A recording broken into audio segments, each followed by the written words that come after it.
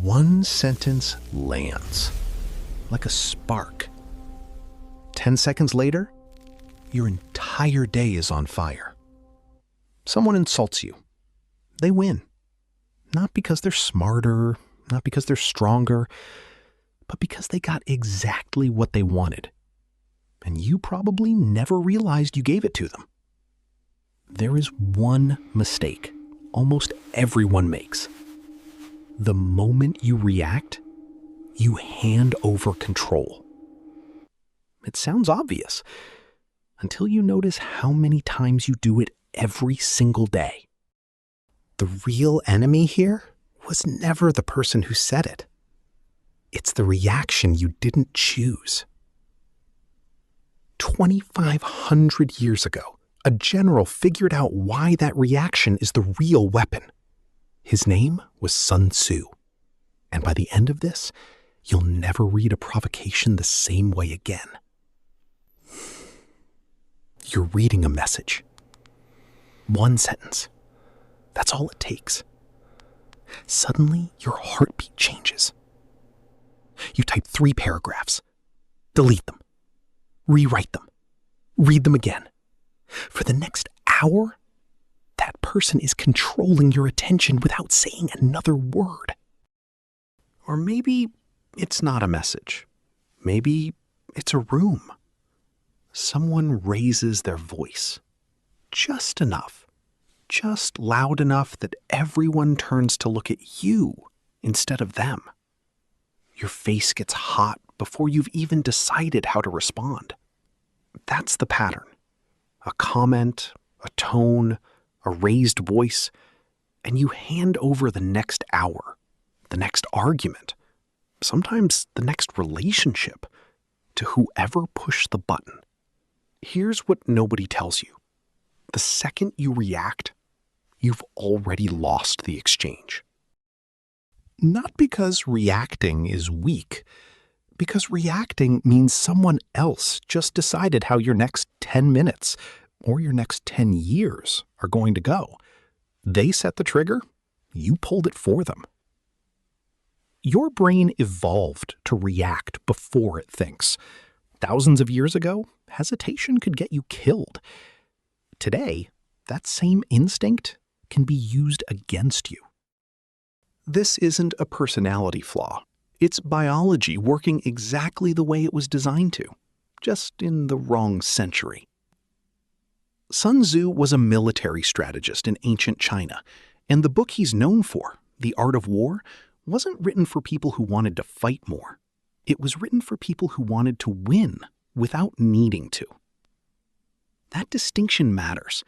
Sun Tzu wasn't obsessed with battles. He was obsessed with control. Who has it, who gives it away, and how. And one of his central ideas applies just as much to a conversation with a coworker as it does to an actual war.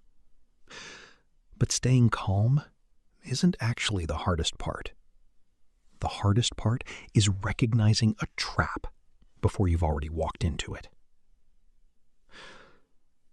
Sun Tzu taught that the side under emotional pressure loses the ability to think clearly.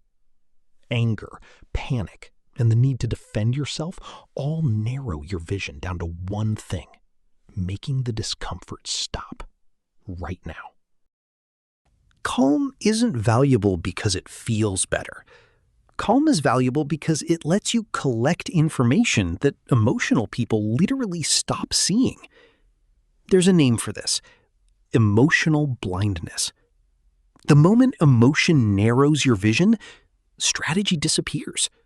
You stop noticing the pattern, the timing, what the other person is actually trying to do because you're too busy reacting to look. What I noticed rereading this, most manipulation doesn't need to be clever. It just needs you emotional. Once you're blind, the other person doesn't have to outthink you. You've already stopped thinking. Most people think manipulation is making you do something. It isn't. Manipulation is making you react before you've had time to think. That's it. That's the entire mechanism. And once you see it, you can't unsee it. Sun Tzu described using an opponent's own aggression against them, appearing weak when you're strong, staying passive when you're provoked, letting the other side commit first. Translate that into real life. The insult isn't the attack. The reaction is.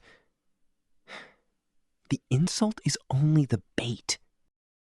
When someone pushes a button on purpose, mocking you, interrupting you, testing you in front of others, the real goal is your reaction.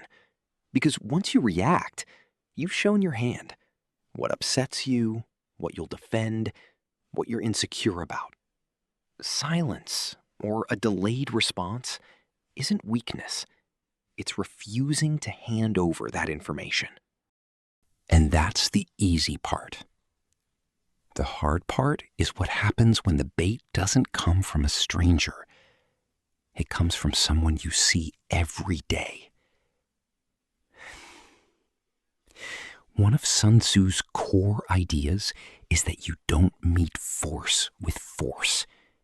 You wait for the moment when the other side has already spent their energy.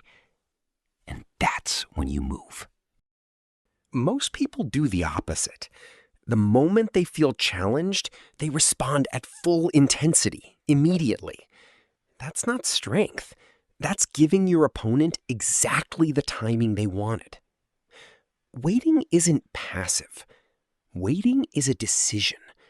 It's the difference between a reaction, which someone else controls, and a response, which you control. Here's the part that's easy to miss. Waiting doesn't mean you say nothing forever.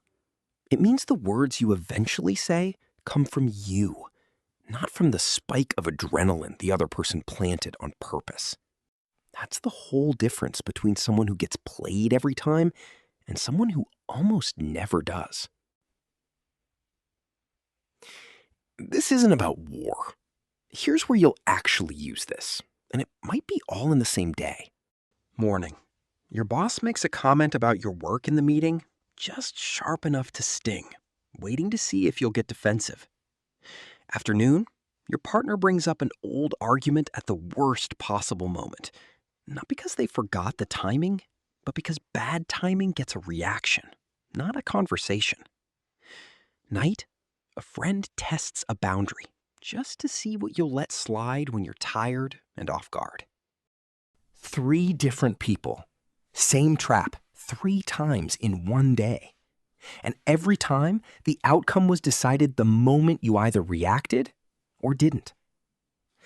Not reacting doesn't mean staying silent forever.